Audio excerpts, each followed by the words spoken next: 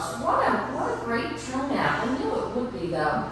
My name is Barbara Morgan. I'm worship chairman, and I am here tonight on behalf of our Open Door projects.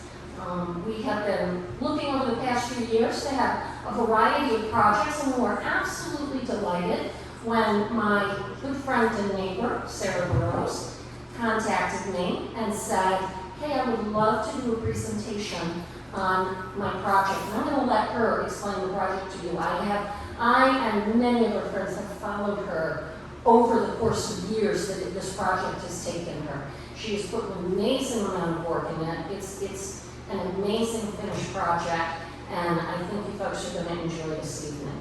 So without further ado, we have Sarah Burrows-Winch.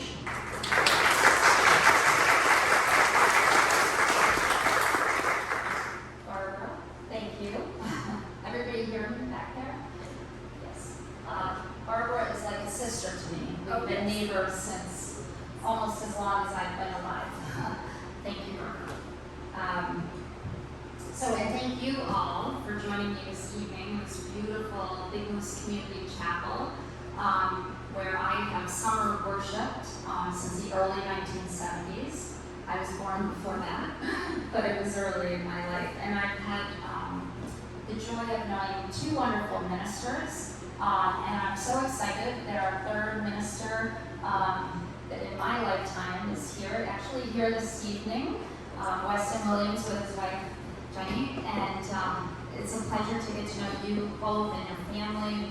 And if you haven't been to a service yet by Weston, I highly recommend it. I came away thinking about things and gaining some great advice and feeling a lot of light and love, and he has a wonderful sense of humor. This evening, I'll be sharing with you the letters in life of my great-great-grandfather, Osgood Tracy, and he served in the 122nd New York State Volunteers in the American Civil War. And I'll be happy to answer any questions at the end. To begin, my journey with my great-great-grandfather began with my maternal grandfather, John Tracy. My grandfather lived in Syracuse, New York, right around the corner from me in the historic Sedgwick Farm neighborhood, in the home in which my mother, Ann, who many of you knew, and her two brothers were raised. I loved my grandfather, and I loved spending time with him. At his home, he often placed on his stately dining room table Osgood's large letter collection, which is contained in 2 scrapbooks. Osgood wrote the majority of the 208 letters to his widowed mother, Sarah Osgood Tracy. My grandfather also placed Osgood's rifle, bayonets, swords, and his mother's scrapbook, Mrs. Tracy's scrapbook, as well as Osgood's younger brother William's memorabilia from the war, for he had served as well. Sometimes my grandfather explained the battle, reading from a textbook. Though this interested me, it did not as much as Osgood's letters. I have to admit my mind began to wander at those times during the battle direction and so forth. But I thought Osgood's handwriting was the most beautiful I'd ever seen. I was drawn to the old paper and the fact that he had dipped his pen in ink to write. I was also curious about Osgood's photo album, which I have here with me this evening right there, and which contains photos of himself, his family, comrades, friends, and his sweetheart, Nellie Sedgwick. I was particularly drawn to her and their relationship. On special occasions, my grandfather let me borrow something to take home, such as a dried flower Osgood had picked up on a battlefield and sent home to his mother. Once, he let me take home my great-great-great-grandmother's scrapbook. I recall being so pleased to be able to study it. I made a jacket cover for it from an orange manila envelope from my desk. Using a marker and pen, I wrote Sarah's scrapbook. I don't know if you can see it in the light. And I was very careful to make it very neat, because I about what was inside. My grandfather introduced history to me. He made it sound so interesting I wanted to live there. To me, the past never seemed far away. I was amazed, for instance, that my grandfather's mother, my great-grandmother, who I knew very well, had known Osgood. She had married his son. I recall thinking, wow, Granny Tracy knew a man who fought in the Civil War.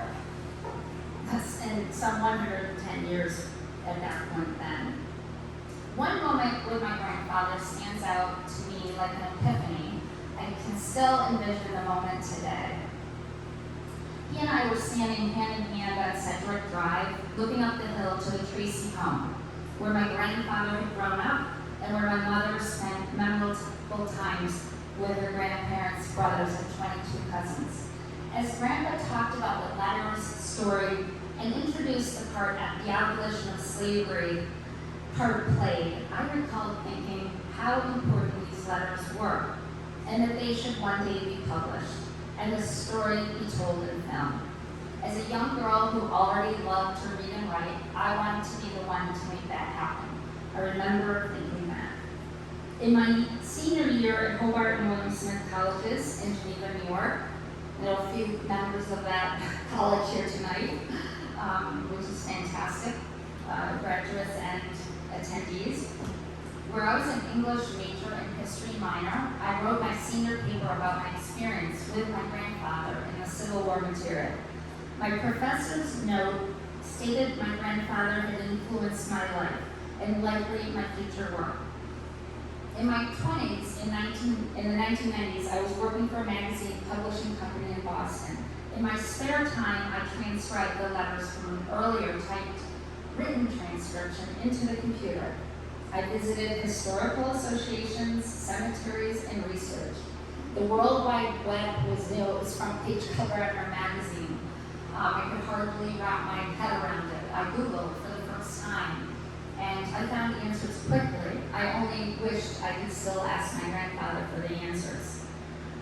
Time went by after calling small presses, university presses, working on different manuscripts. I hit roadblocks, but I never gave up on my dream. I became busy raising a family.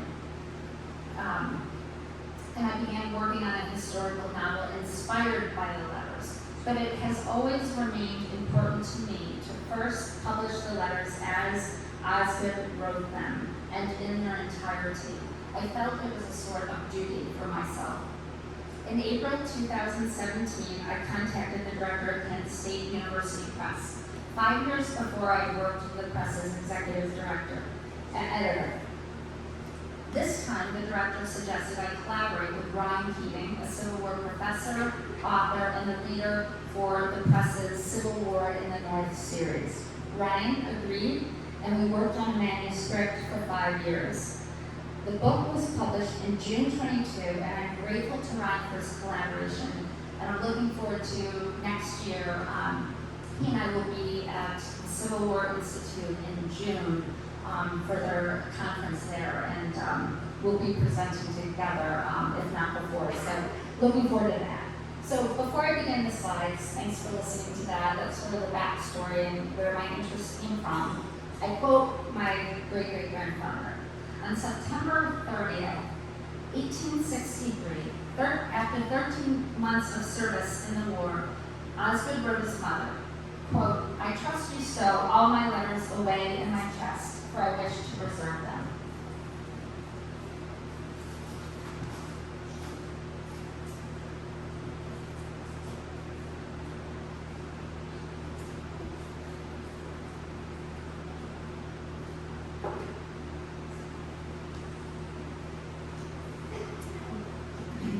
This is my grandfather here, John Tracy, holding the framed photo, and this was a newspaper article he was interviewed for. You can see the memorabilia there on the table. He's standing with his son-in-law, Al Atterbury. This was me about a year ago with the material. This is Syracuse, New York, and Osgood was born here on June 25th, 1840.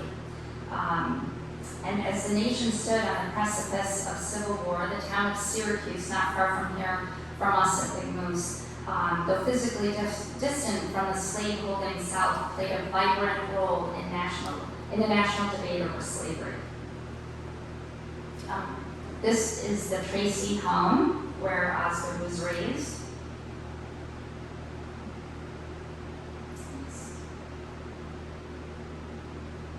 Sorry, oops.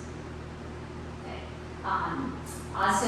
This is Osgood's father, James Grant Tracy, and he was born in Norwich, Connecticut. His father, Jared Tracy, had been commissary of supplies for the American Revolution during the siege of Boston. In Syracuse, James was a lawyer and a land agent. He and Osgood's mother married in 1836. He died in 1850 from heart trouble. Osgood was just 10 years old and began to feel a deep responsibility for his mother. 1850 was also the year that the sectional compromise over slavery underpinned national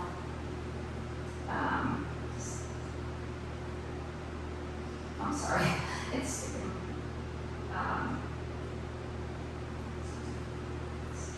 my notes looking. We'll move on to Osgood's mother. This is Sarah Rose Osgood Tracy, born in North Andover, Massachusetts, which is today North Andover. I lived for about 20 years, just 30 minutes or more from Andover, and I was pleased to be able to learn a lot more about her childhood there when I lived there. She moved from Massachusetts after her mother died in her later 20s, and along with her half-sister, whose husband had captained a ship called the China twice around the world, selling coffee, tea, and spices, and they all moved to Syracuse because the captain wanted to get away from the ocean. He wrote that. This is, Osgood had 3 brothers, and this is Jim, who's working in a coal office and was 25 years old when Osgood went to war. Jim was persuaded by Osgood not to join the war effort, though he wanted to be, he did want to volunteer. He wanted him to be home with their widowed mother. This is Will, as they called him. And Will joined the Union Army in April 1861 when the guns first fired at Fort Sumner, and he was age 18. He mustered in as corporal to the 3rd Regiment, New York, which was the first regiment to leave Syracuse, New York. My collaborator, Ryan, states that Will Tracy's service was one of the most varied of the Civil War, North or South. He refused to leave the fields, Will wrote, until every volunteer, every soldier was off the fields. This was the Tracy youngest son, and he died unfortunately of diphtheria at age 6, which was very prevalent then. But it was 4 months after their father died. Osgood's loss of both father and brother profoundly affected him as a young soldier, apparent in his sensitivity and compassion in his wartime letters home. This is Osgood's sweetheart. Her nickname was Nellie, and in this photo she's age 21. This was 1862. She was the daughter of Charles Baldwin Sedgwick and Ellen Chase Smith. Ellen died in childbirth during the birth of Nellie's brother Charles. This was Nellie's father, and he was a staunch abolitionist. Mr. Sedgwick helped establish Syracuse's Vigilance Committee.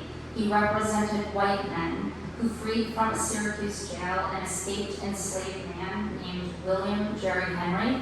Many of you, if you're local or even this was a national story, it was called the Jerry Rescue. Sedgwick also helped plan that escape, and then for 2 years represented the white men in trial. He was also the first person to give a speech denouncing slavery on the House floor, which was in 1860. He was a two-term New York State congressman during the war, and he codified laws for the Navy. He spent a lot of time at West Point, between Washington and West Point. 1 year after Charles' first wife died, Nellie's mother, he married Deborah Gannett of Boston. Dora, as she was called, had studied at Brook Farm School. It was a transcendentalist school begun by Bronson Alcott. And she was lifelong friends with classmate Nathaniel Hawthorne and the Alcott family. Her strong abolitionist beliefs were said to greatly influence her new husbands. And together they had 4 children. The Sedgwick couple bought 85 acres of land inside Syracuse's city limits to build their homestead on. Dora is in the sketch here, about 1860. During the war, while Charles served in Congress, she oversaw this farm. The animals, the children, her 4 children, 2 stepchildren. In April 26, 1862, Dora was visiting her husband in Washington. And this was before Osgood joined the war effort, just 4 months before. The Sedgwick's 12-year-old son, Frank, tragically drowned in a pond behind their home with his best friend, Tommy Barnes. Tommy Barnes was the son of fellow neighbors and abolitionists.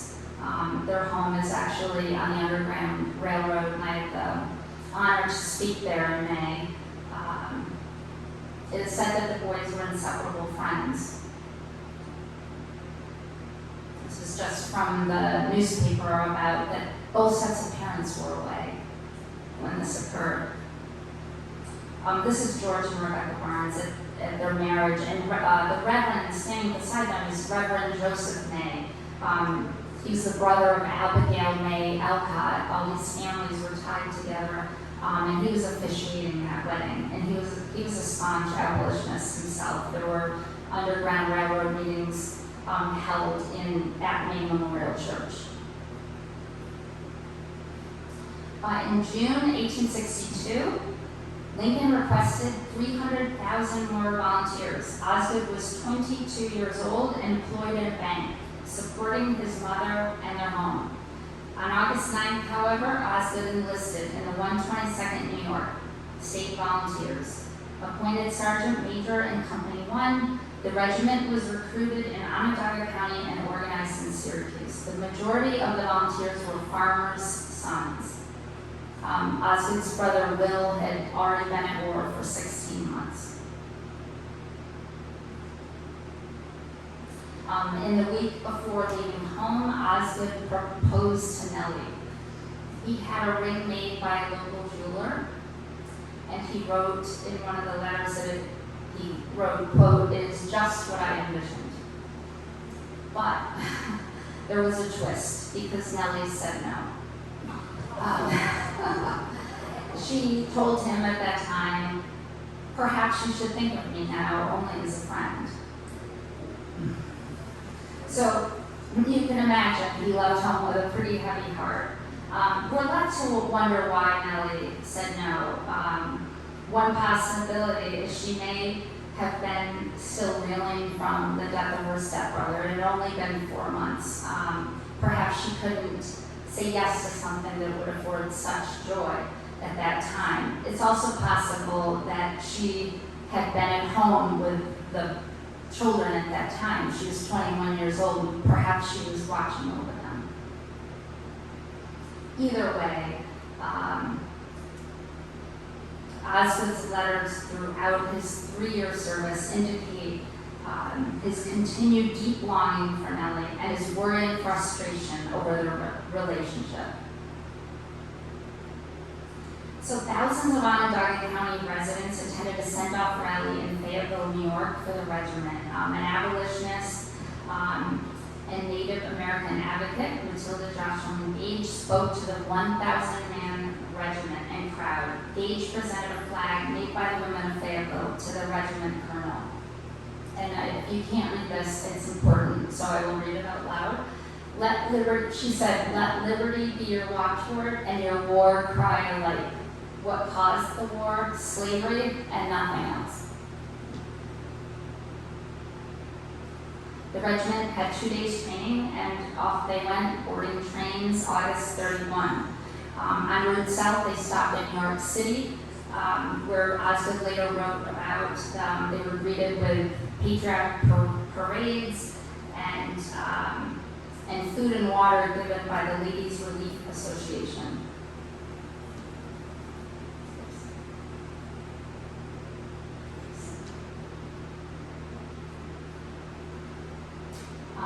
The regiment arrived in Sharpsburg, Maryland, just after fighting concluded at the Battle of Antietam, which took place on September 17.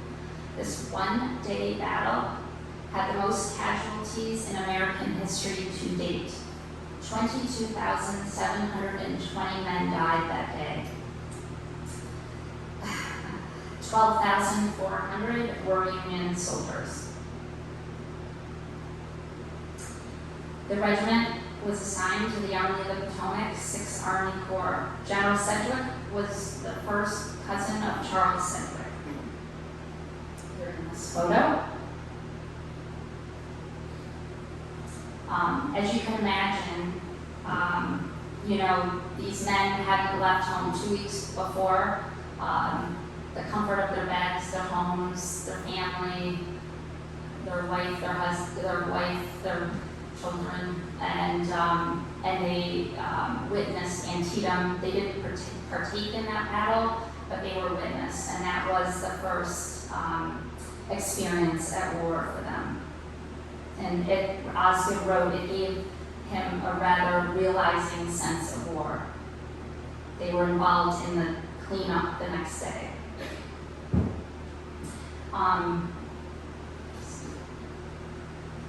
So the letters home from 1862 to 1865 were interrupted only once.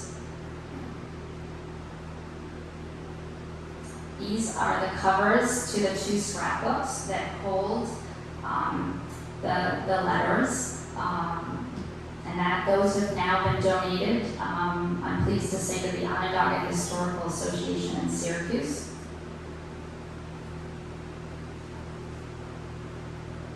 This was the first letter Osgood wrote to his mother shortly after the battle, actually that was September 3rd, so before the battle. This is what it looked like inside as you go through it. As Osgood began to send letters home, his mother began to keep a scrapbook. She signed it Sarah Tracy. Inside, she pasted wartime news, poetry, obituaries, local and national events of interest to her, articles and poetry about abolitionism, and flowers or memorabilia that Osgood sent home. Her obituary is also within it. It's right here. I can't move it because of the cord.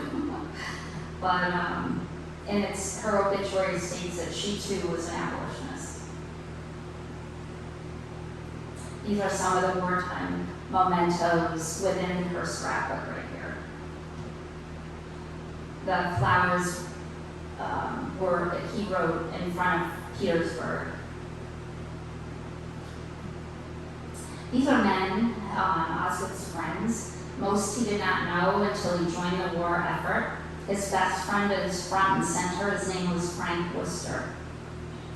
These men, among and many others, played a big part in his wartime experience. They were like a band of brothers. That was a true thing, just like you see in the movies. Osgood nicknamed them the Old Clique.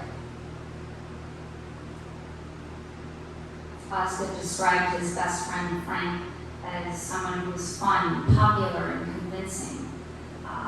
No march could dampen his spirits. Frank Worcester, in fact, was so convincing, he was a lawyer at home in Tully, New York, that Osgood sent him at one point to stay in execution of a regiment member who was to be executed for desertion. And Worcester was so convincing, he convinced President Lincoln to say that, and arrived back on horseback to the camp. Within 5 minutes, Osgood had already led the man to the center where he was to be executed.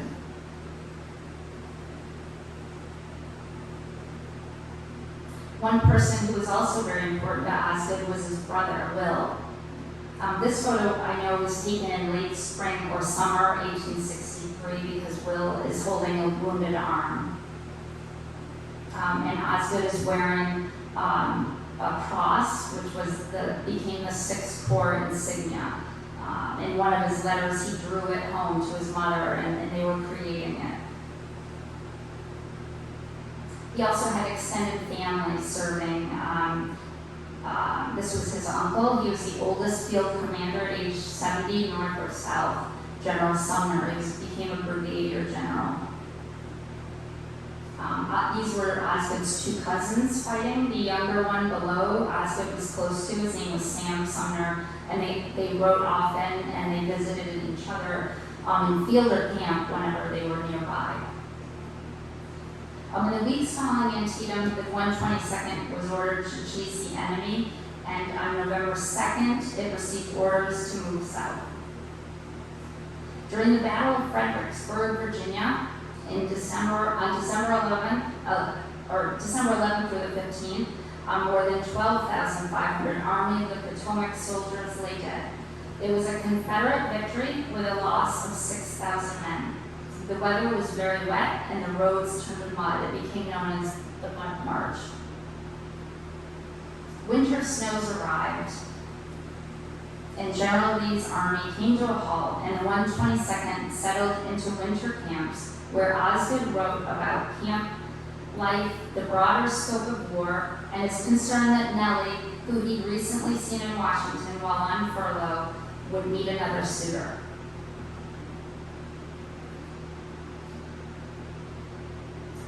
At this time, the regiment encountered enemy pickets, newly liberated slaves, and the destruction of southern plantations. Osgood was promoted to second lieutenant.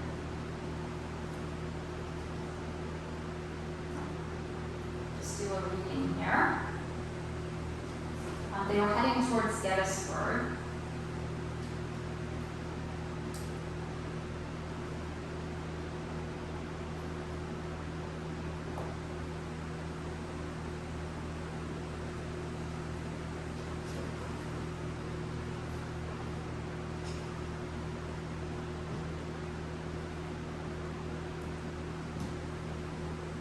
Halting only for the occasional 5 minutes rest and twice to make coffee, we struggled on through that hot July day, nerved to renewed efforts as the sound of the battle grew louder and louder. We reached the banks of Rock Creek, just in the rear of the battlefield at 2 o'clock that afternoon, and redeemed the promise our noble Cedric had made the night before. Quote, "Tell General Meade," he said to the staff officers who brought him the orders, "Tell General Meade I will be at Gettysburg with my corps at 2 o'clock tomorrow afternoon." Part of the corps was engaged that night, marching on the field in a double quick after their long and arduous march, and assisted in relieving the 3rd Corps. Our brigade went into bivouac a little in rear of the front line of battle, sleeping on our arms. We men roused again before daylight and moved over to Culp's Hill, our extreme right, and for a short time were in reserve, but Lee was making a desperate attempt to turn our right, and a regiment in front of us having got out of ammunition, we were ordered forward to take their places. We charged across the knoll and reoccupied the breastworks, which, with other regiments on our right and left, we held against the repeated charges until they abandoned their attack in despair.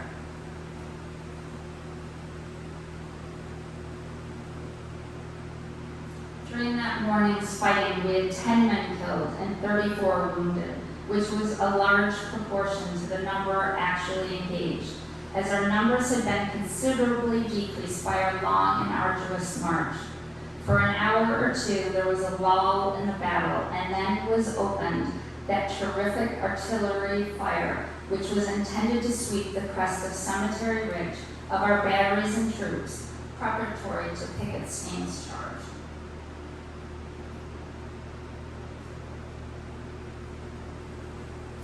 This was Culp's Hill where they fought.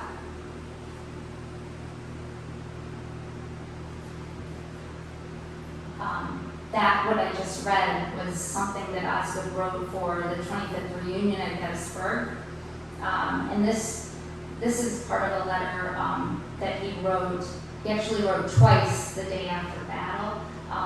Battle of Gettysburg was July 1 through the 3rd. The day after the battles, he wrote his mother twice, likely due to his own anxiety about her anxiety and her worry and concern. She would have heard about the battle and she would not know his fate.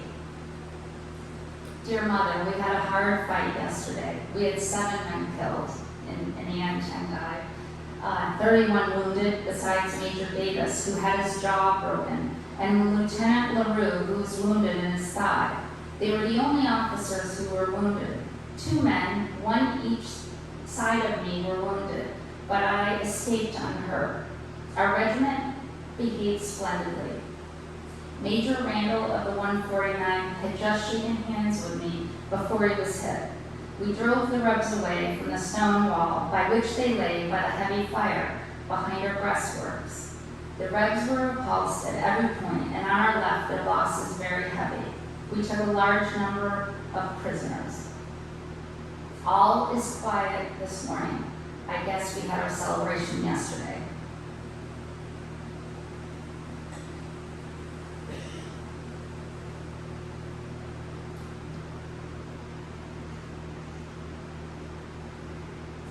At this time, Osgood was reflecting in his letters about the U.S. colored troops joining the Union cause. Reverend May from Syracuse sent abolitionist material to Osgood, which he distributed.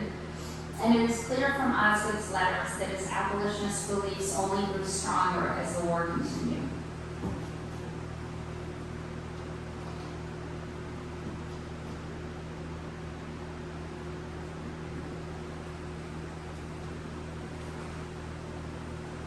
As the new year dawned, the regiment received orders in the middle of the night to board a train. The men didn't know where they were going, but they were headed on their way. They soon learned to Ohio, to Lake Erie, to a prison there on an island called Johnson's Island. This was great news to them. They were leaving the front, heading to what seemed like a vacation. They sang John Brown, and the train stopped at one location where there was a store. Some of the men bought spirits, Osgood wrote, and imbibed quite heartily. He wrote that he did not, as he wanted to keep his wits about him in watching over the men. When they reached the town of Sandusky, the regiment crossed Lake Erie in the blustery cold. Privates were sent or were housed in the barracks at this prison. The officers could choose where they wanted to live in town, which you can imagine was certainly for both parties a welcome from the sleeping outdoors and being at war. They were there to house prisoners, Confederate prisoners that had been trying to escape. So they did have a duty, and they didn't obviously want any prisoners escaping. Osgood later wrote, quote, "The rebel prisoners were well fed, clean, comfortably housed, and well treated, in great contrast to the condition and treatment of our poor fellows confined in southern prisons." Osgood's mother was able to visit at this time. His landlord wrote, "The Sanduskians have contracted a life interest in the 3 months' acquaintances brought so unexpectedly to our doors in obedience to the orders of Uncle Sam, whose stay with us has opened new avenues to our thoughts and affections."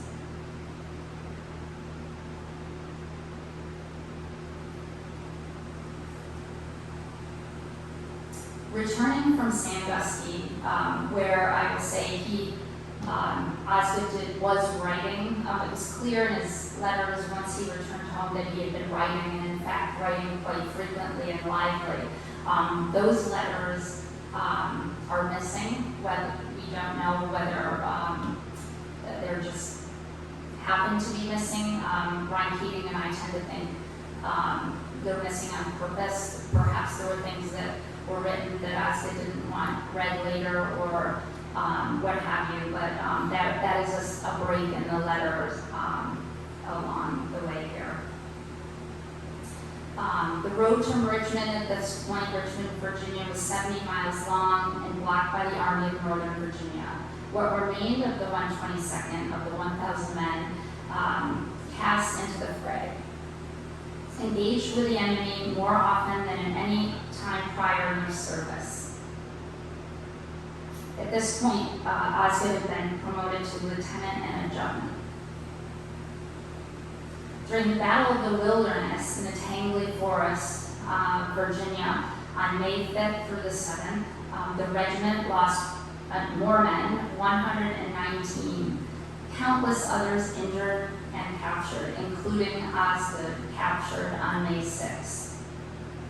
And I'll just read you Osgood's description of his own capture.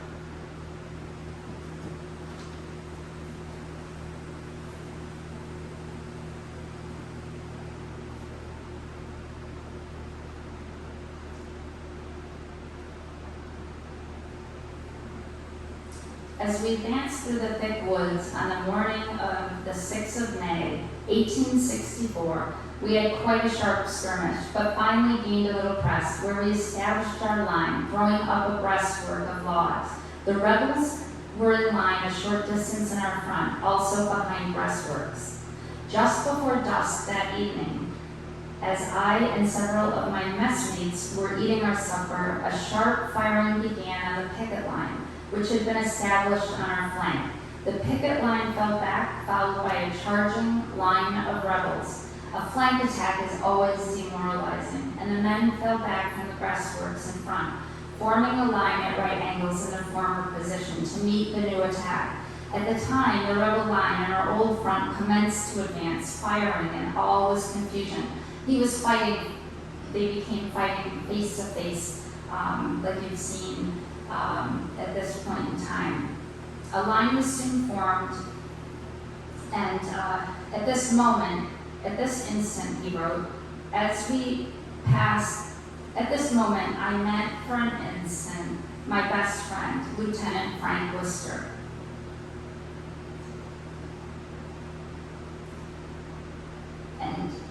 And they grasped each other's hands at that time. Among those, it was rapidly growing dark, and we had gone but a short distance when we were surrounded by about 20 rebels in order to throw down our arms, which consisted of our swords.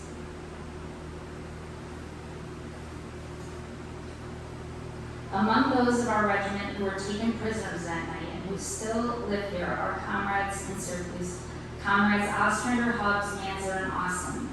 The three former were wounded, and both Ostrander and Hubbs had amputations of the leg and foot performed by rebel surgeons before being carted off to Andersonville prison. The enemies killed, according to the account kept by the Pioneer Office, amounted to nearly 400. Several hundred prisoners were captured.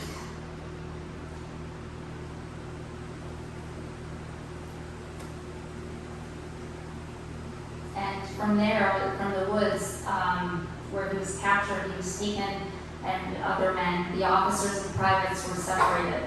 And they were taken to Lynchburg, Virginia, the officers, where they were housed in a prison called the Warwick House. And Osgood there met a lieutenant by the name of Mortimer Birdseye from a different regiment. And Mortimer had an idea about escape. And Osgood, in an interview, stated, we had in the backyard, to which we were allowed access, a sort of kitchen where our daily rations were served, provided only with a Negro cook. Feeling sure of his fidelity, I went to the cook. I told him I would give him $10 of Confederate money if he would bring me a rebel jacket the next night, which he did, bringing me a coat which was apparently equal in value to the Confederate money I gave him, but which was worth its weight in gold to me. They planned to disguise themselves as Confederates and escape with a prison guard line up in the prison one night, and they waited until the time was right. They were able to obtain a map of Virginia in the area around Lynchburg. They needed to know how to escape.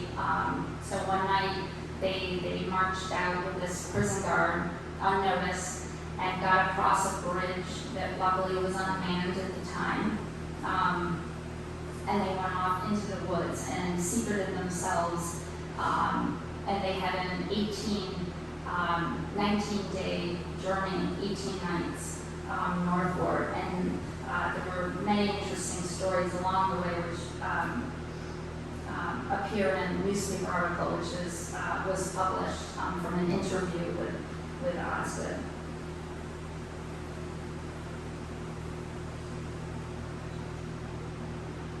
For weeks, Osgood's whereabouts were unknown. It was reported that he had been captured and injured. Many people wrote letters on his behalf to find out any information they could, particularly for his mother.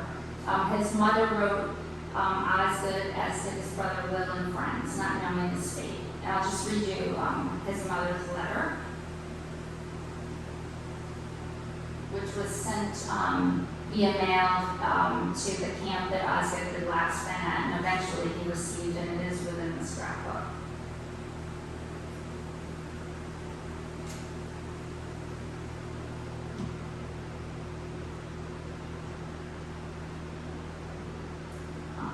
My dear darling boy, you can well imagine the overwhelming anxiety which is torturing me today. And although I received your kind letter last evening, noticing my birthday and exhorting me to try not to feel anxious, I have not succeeded, but feel as if I can hardly bear the state of suspense to which I am doomed. Sunday, you know, precludes our getting the telegraph dispatches. The news we have thus far received is meager, but fills me with alarm as we learn there has been more severe fighting, and that 4,000 on our side have been wounded, including several officers of high command. And now, my dear boy, it is a consolation to your mother to know that whatever trials you are called to bear, you will look up with faith and confidence to your heavenly Father to sustain you, and that you may be kept safe in the midst of danger. Praise your loving mother.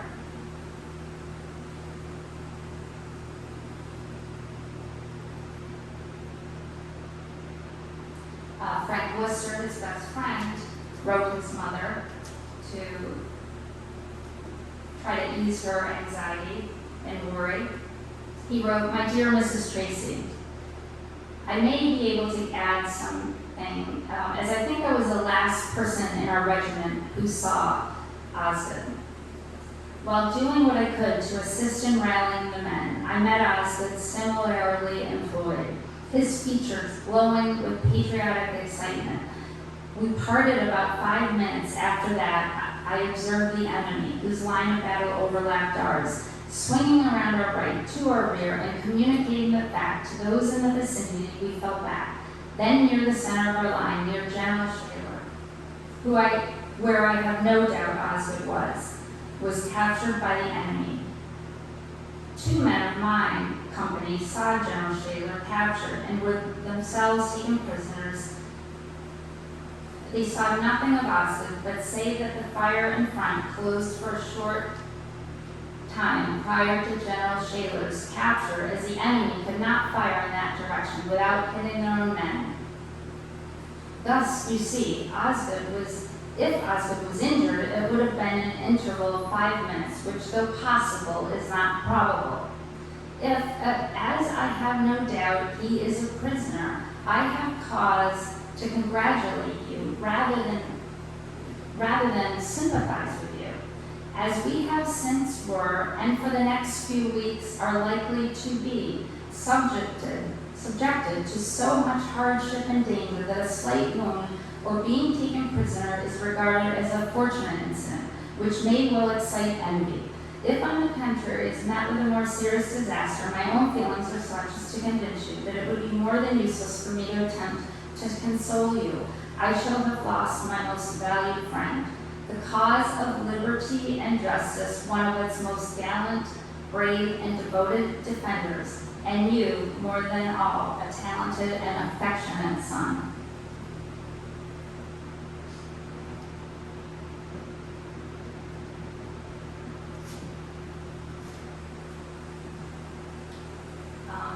Was their escape route.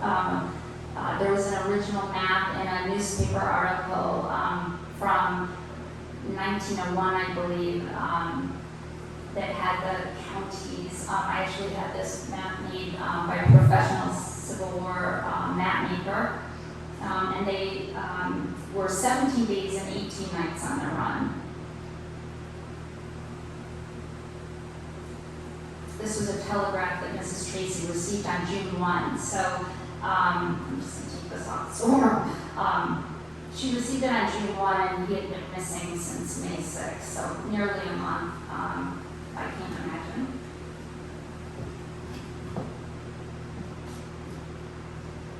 And this telegraph let her know about his safety in Washington.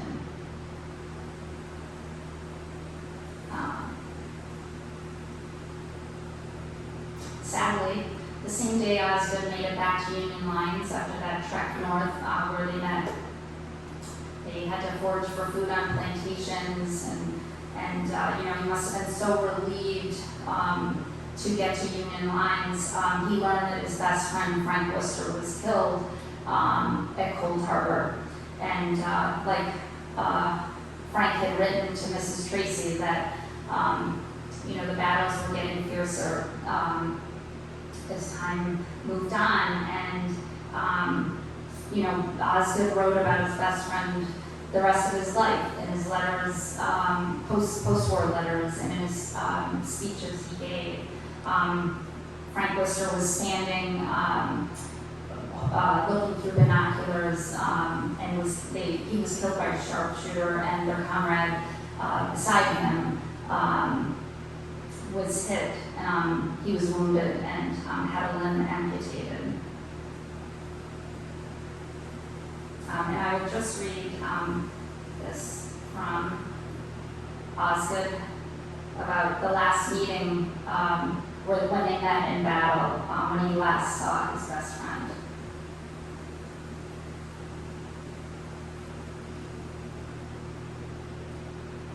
At this moment, for an instant, Frank and I passed, engaged in our respective duties. He was my best friend.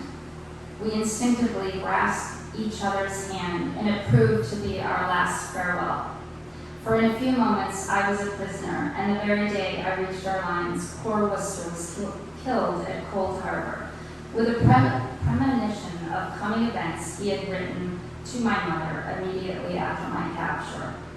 If your son is alive and a prisoner, I feel I can congratulate you rather than console you. I've already read that letter. Upon Osgood's return, he was welcomed as a hero, as was his fellow escapee, Lieutenant Mortimer Birdseye, who was with the 147th New York. Osgood was interviewed in the local paper. This was the news article, which is within the scrapbook. And the details, great details in the book, but just really interesting times that they had on this trek. I mean, they were disguised as Confederates, and they were taken for Yankees a couple of times. They had to eventually go to plantations to get food. They met interesting people along the way. This was an inscribed presentation sword, and there was also a letter given to Osgood by the citizens of Syracuse. He had a 2-week furlough at home, and then back he went down to the front for the remainder of the war. In the winter of 1865, the regiment settled into the trenches around Petersburg. We were nearing the end of the war. Osgood and Nellie at this point wrote more frequently.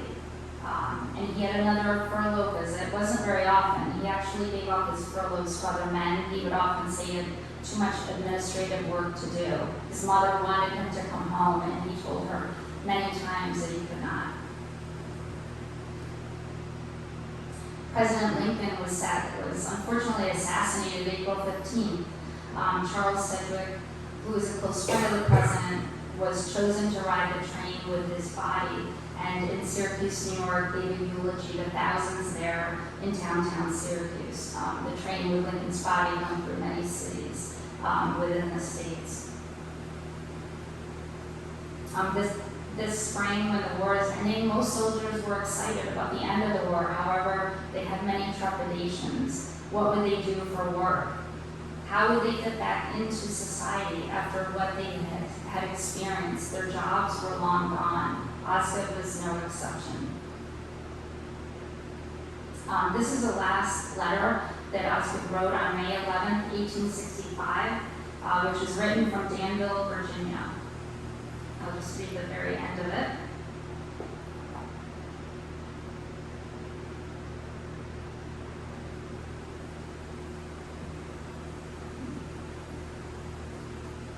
This was to his mother, and his enclosure was, "Well, good night to you, and may you dream of the, quote, good times coming, when we shall be together once more.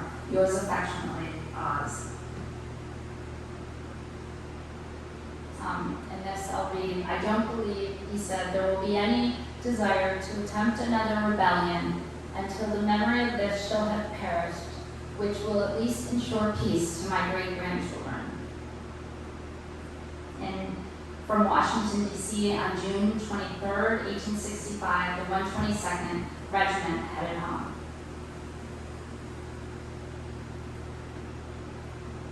Post-war, Osgood took a job at a company, a coffee company. His interest in coffee ran back to the China trade. His friends loved his mother's coffee. They often mentioned it, how they panted for her coffee. And coffee was important to him during the war. He founded O.V. Tracy Coffee Company, Coffee, Tea, and Spices. This was a building that it eventually was in downtown Syracuse. He and Nellie were married. She said yes. On June 19th, they were married, 1867, and a reception was held at the Sedgwick's home. They had 4 sons who eventually graduated from Cornell University between 1891 and 1898. A daughter, Sarah, who they called Sally here, died of diphtheria at age 4. I imagine that was heartbreaking for both parents. Osgood had lost his youngest brother of the same disease. Nellie was wearing a locket with Sarah's photograph. I just recently came upon this painting of Sally from my mother's cousin. Osgood spoke often about his war experience to young audiences. This was a speech that he gave at Maine Memorial Church. I do have it here. I'll have it out afterward. I can show it to you then if you'd like. This was Osgood about age 45 at a regiment reunion, the 20th in Syracuse. And Brother Will, fortunately, also returned from war. He had served through its entirety. Just a note that Will, he was 18 years old and given an officer position, and he learned he didn't think he was worthy of it. He actually resigned. He wrote his mother from a train station in Kentucky, in Louisville actually, that he had resigned from his New York State regiment, and he was going to join a regiment where no one knew his name, and if he rose in the ranks, he would, and if he didn't, he would stay right where he was. And he did rise in the ranks and worked on his own. He was a private there, and he came back to the Eastern Theater, as it's called. The West was the Western. He became an aide to a general, Henry Slocum, who he cared deeply for. And during the Battle of Chancellorsville on May 2nd, 1863, he was ordered to deliver a message to a general which favorably changed the course the general took in battle. He was able to get the message there. After fulfilling his mission, however, it was growing darker and he discovered himself in enemy territory. His uniform was luckily dusty. They didn't notice him at first, but suddenly they did. And they ordered him to surrender, and he refused. The general, Confederate General A.P. Hill, second to General Lee, then yelled, "Shoot him, kill him," and off Will rode for his life. He was shot at in multiple directions and hit in his right arm. The horse was hit. Luckily, they rode with their left hand, and he made it to Union lines alive. 2 days after the wounding, 4 inches of Will's arm bone had been removed rather than the arm itself amputated by a hacksaw, which was the general procedure. The Surgeon General's office deemed the nature of the wound the procedures the surgeons followed, and along with Will's subsequent recovery, the use of the arm was of major medical significance. The bone was housed in the Army Medical Museum and used for study by young Army surgeons. It was also displayed at the Smithsonian Institute at least until the late 1980s, and this I remember my grandfather telling me. Like, it's just, wow. So this was Will later in life, and that's what his arm looked like. He said he could write perfectly, but he couldn't raise his arm all the way. He became a lawyer and practiced in Syracuse. He was awarded a Congressional Medal of Honor for that deed at Chancellorsville for successfully getting the message and getting back to his general. And his own account, his own words, is in the Deeds of Valor book. You can Google it and you can read it. It's fantastic. He was a great writer. I only wish we had his letters. I just feel like I had to mention Will a little bit. His speech that he read in Syracuse, he stated, "We shall never cease to feel a thrill of pride so long as we continue to breathe, that in the morning of our lives, when everything was at its brightest and its best, when the dew was on the flower and the night was on the wave, when life was still, the roses hope while yet unknown, that we were willing to sacrifice it all. We were willing to give up the full pleasures of this world, which we had just begun to experience as men, to throw down our work, to destroy our careers we had marked out for ourselves. Our lives were as sweet, our happiness as dear to us then as life and happiness are now to the men who walk our streets today. Yet we were willing to surrender all without hesitation. For our foes in the north, to whom we left behind us, and continually endeavor to obstruct the progress of the war, we feel contempt. And it is a satisfaction to think that the name of Copperhead, someone that didn't believe in the end of slavery, will remain a brand of disgrace to them through successive generations. The Tracy brothers, at that 24th reunion in Syracuse, started a fund for a monument at Gettysburg. And in the next year, on the 25th reunion, this monument stood, and Osgood read this 25th reunion speech, which I have with me. Later on in life, shortly before Osgood died, he and Warden Roberts returned south to see the prison. It had unfortunately been taken down. There was no Googling then to find out if it was standing. They went and made their trek again, and they actually met people that they had met along that way. They retraced those 200 miles from Lynchburg, Virginia to Harper's Ferry. One of Osgood's sons, Osgood and Ellie's son, the oldest, second oldest, James Grant Tracy, married a Southern gal, my great-grandmother, who I mentioned in my intro. She was born in Rome, Georgia, and her father and 2 brothers fought for the Confederacy. They were married in Rome in 1901, And someone asked my great-grandmother, what was the atmosphere like at that wedding? This was 36 years after the Civil War ended, and she replied, cool but cordial. The oldest brother, Tracy's brother, became a civil engineer and surveyor in Syracuse. He spent a lot of time in the South with steam engines. He lived with his brother Will when in Syracuse. Osgood's mother lived to be 97, and 2 weeks prior drove her 2 favorite pair of horses. In her obituary stated she was fond of flowers, outdoor activity, and was an excellent horsewoman and an abolitionist. She enjoyed conversation with young people. This was Osgood and Nellie playing with their firstborn grandchild, who had Osgood's namesake. The Tracy family continued the coffee business through successive generations until 1950. After school and on weekends, my mother Ann helped fill these tins, which some of them we still have, along with their cousins when they could find a few to get in there and help out. And this, I'll end here.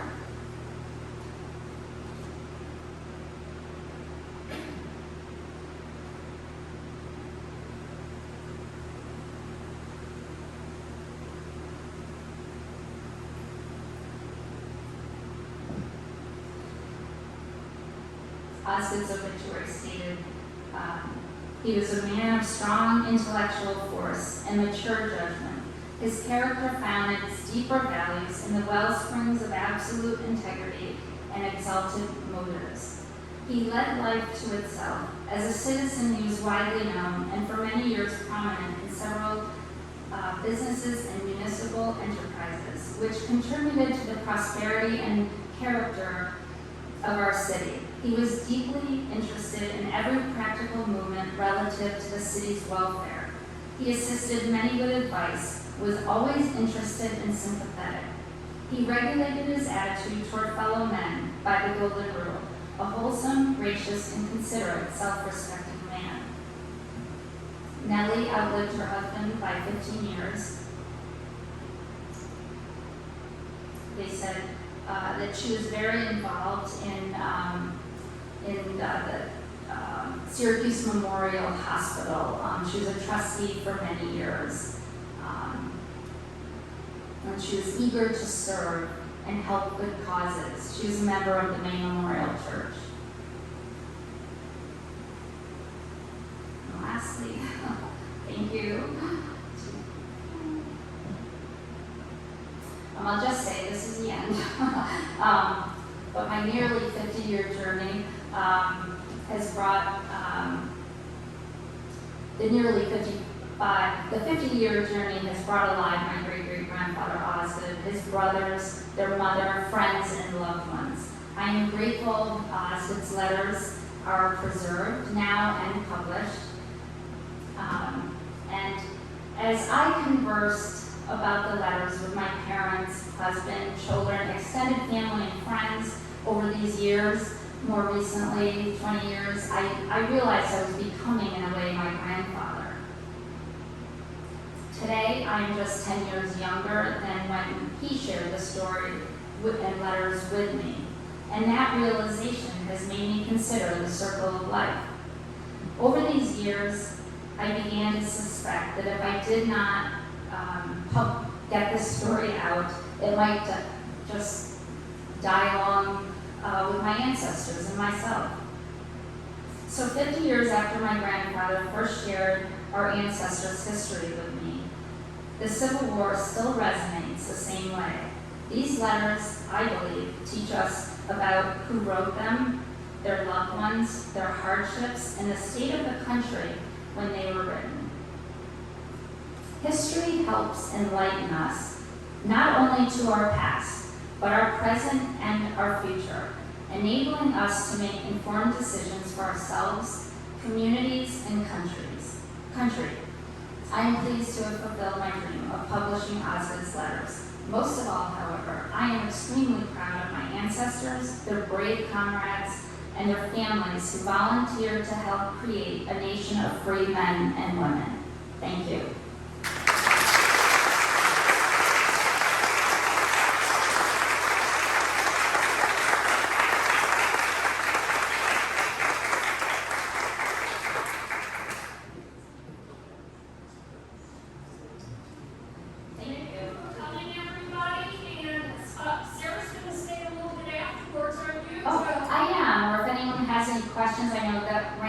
long, so about an hour. Feel free to go, or if you have any questions, I'm here. You can ask from there, or ask me afterwards. Books, yes, I have books. If you'd like to purchase a copy, I'm selling them tonight. At cost. I appreciate you coming. Getting published with the university press, they're rather expensive because, unfortunately, they're selling to students and so forth. Yes, you have a question in the back. Sure. You read that one letter where he talked about his comrades on either side of him being shot and somebody else being wounded or something like that. I'm Yes. curious, did he keep up that kind of tone through a lot of letters when they were in action? Or Yes, but keep in mind, the majority of these letters were written to his mother. So the ones written to his mother, he did share with her. She was both father and son and mother to him. But Osgood, like most soldiers, were careful what they told their mother. well, I would hope so. Yes, well, in all respects, but, right, he was trying to protect her, and so the letters that he wrote to his brother Will, or older brother, other friends, were much more detailed in battle, and those are within the book and in the, but yes, he was pretty open with his mother in his letters, yes. They're very detailed, I've been told. And Gail and I have been to visit Johnson's Island in Sandusky. Oh, you have, I want to get there. Maybe you can sometime.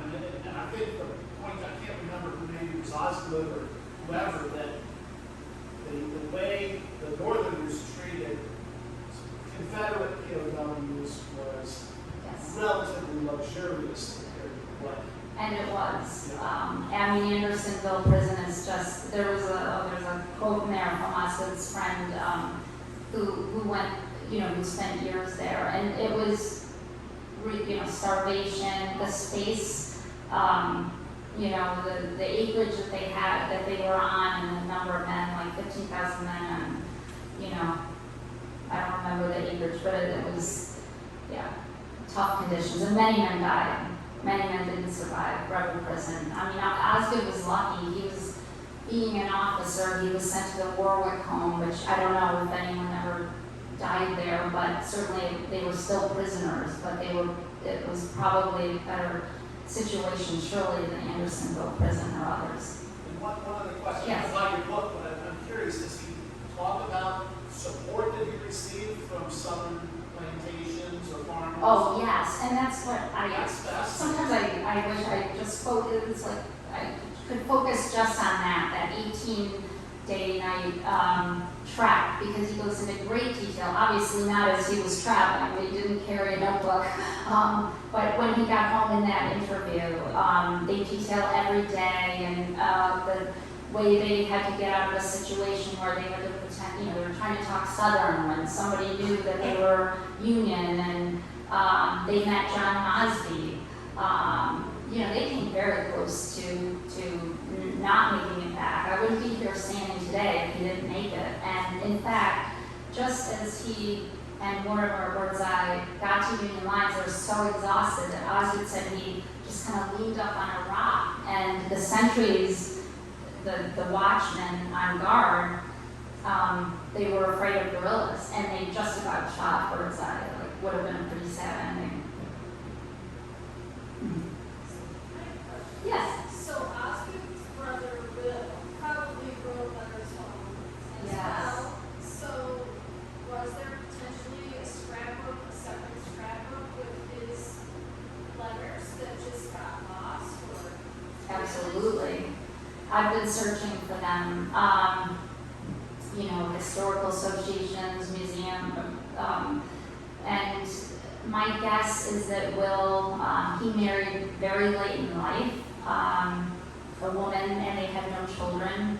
Perhaps it went, was in their home, and, but it's interesting that Osgood and his mother took such care, and Osgood clearly wanted his preserved, and it is a mystery. And there are letters within the scrapbook that Will wrote, and Osgood wrote him, and those are all that I have, that I know of. But And things, I've found even that CDV, it's called Will, the photograph, it's a military photograph. I hadn't seen it. If I'd seen it among my grandfather's items, I've forgotten, but I was able to track it down, the sale of it in a Gettysburg store, and though it's long gone, the shop owner there shared it with me, the photograph of it, luckily.